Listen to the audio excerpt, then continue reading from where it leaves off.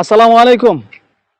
দর্শক বন্ধুরা, আমি এই মুহূর্তে রয়েছি কুমিল্লা দেবিদ্বার পৈরামকুল আব্দু মার্কেটের একেবারে পাশেই একটা সড়কের বেহাল দশা থেকে সরাসরি। স্ক্রিনে দেখছেন আমার পাশে যে সড়কটা রয়েছে একেবারে একটা বেহাল দশা। আপনাদেরকে যদি আমি কাছ থেকে দেখাই, এই সড়কটা আজকে ২ দিন হলো সম্ভবত না।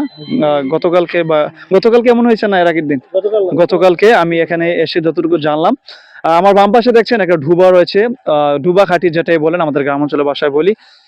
ওই ডুবার পানিগুলো সেচ দেওয়ার কারণে যখন পানি ছিল না, তখন এই পাশে আমার ডান পাশে যে খালে ভরপুর পানি ছিল। ভরপুর পানি থাকার কারণে ওই ডুবার দিকে চাপ ক্রিয়েট করে পানি হয়তো এই সড়কের নিচ দিয়ে হয়তো কোনো লিক ছিল, বা কোনো ইঁদুরের গর্ত ছিল।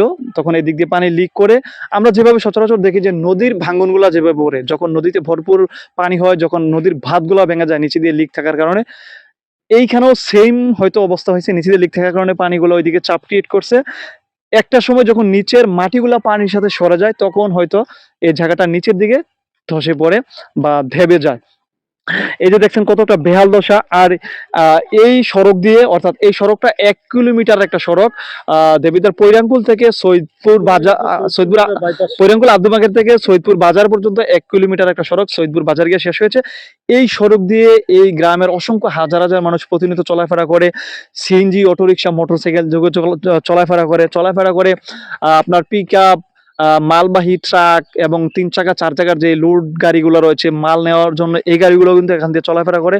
একটা মানে ব্যস্ততম সড়ক কিন্তু এই সড়কটা। এই সড়ক দিয়ে এবিএম গোলাম মোস্তফা আদর্শ কলেজের ছাত্রছাত্রীরা চলাফেরা করে। বড়শালগড় হাই স্কুলের শিক্ষার্থীরা, প্রাথমিক বিদ্যালয়ের শিক্ষার্থীরা চলাফেরা করে। সৈয়দপুর আলিয়া মাদ্রাসার শিক্ষার্থীরা এই রাস্তাতে চলাফেরা করে।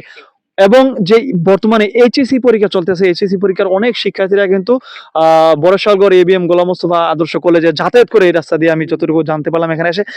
এই যে সড়কটা ইমাম বুখারী, পৈরাঙ্কুল ইমাম বুখারী মাদ্রাসা ছাত্ররা এখান থেকে চলাফেরা করে। তো আসলে আমি উপজেলা প্রশাসন, এসিল্যান্ড, যারা এলজিডি কর্মকর্তা রয়েছেন, ইউনু মহোদয়, আপনাদের দৃষ্টি আকর্ষণ করছি যত দ্রুত সম্ভব এই রাস্তাটা সংস্কার করার জন্য।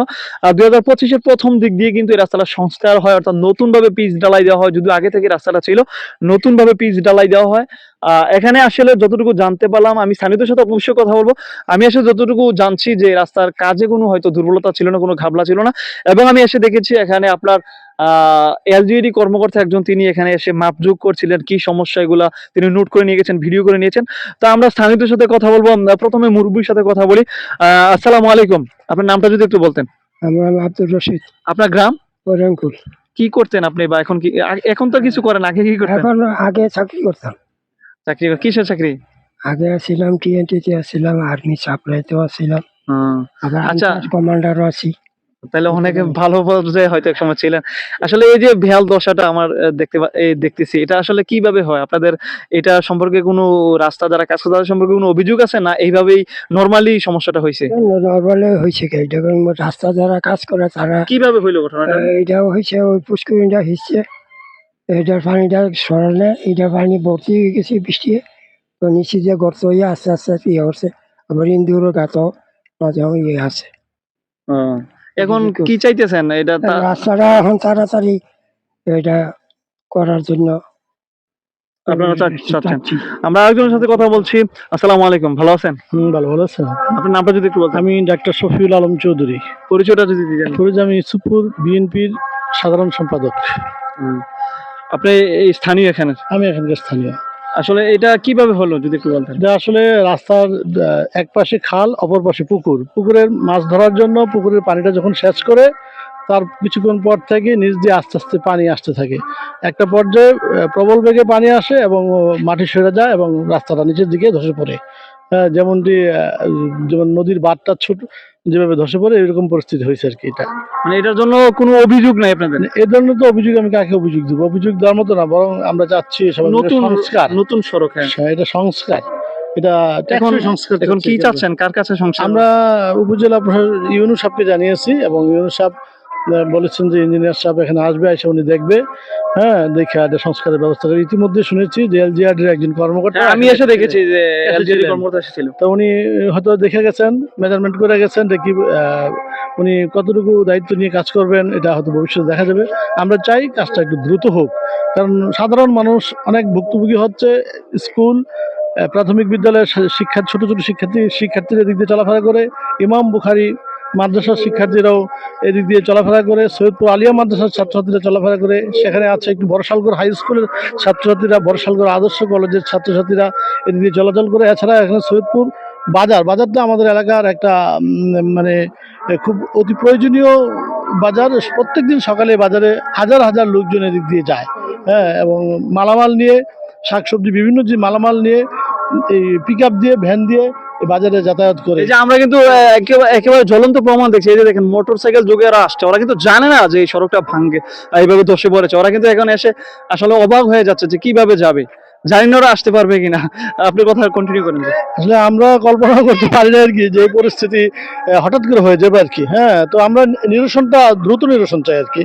হ্যাঁ, স্থানীয়ভাবে যদি করে তাহলে এটা ট্যাক্সই হবে না, মাটি টাটিতে হয়তো ভরাট করা যাবে, হ্যাঁ, ভরাট করলে এই কাজটা তো ট্যাক্সই হবে না। আমরা চাই উপজেলার মাধ্যমে এটা যাতে সুন্দরভাবে এবং ট্যাক্সইভাবে যাতে এটা সংস্কার হয় আর কি। আচ্ছা, এ পর্যন্ত উপজেলা প্রশাসন বা উপজেলা পর্যায়ে যারা ঊর্ধ্বতন কর্মকর্তা আছে সরকারি পদে, তারা এসেছিলেন কিনা, বা কোনো নেতৃস্থানীয় কোনো লোক এসেছিলেন কিনা, রাজনীতিবিদরা বা রাজনৈতিক কোনো নেতাকর্মী এখানে আসে নাই আর কি। হয়তো গতকালকে ভেঙে পড়েছে, এখনো পর্যন্ত অনেকে হয়তো ততটা জানেও না। জানে না, অনেকেই জানে না, হয়তো ফেসবুকের মাধ্যমে আসছে বা শুনছে, কিন্তু কোনো রাজনৈতিক নেতা এখনো আসে নাই।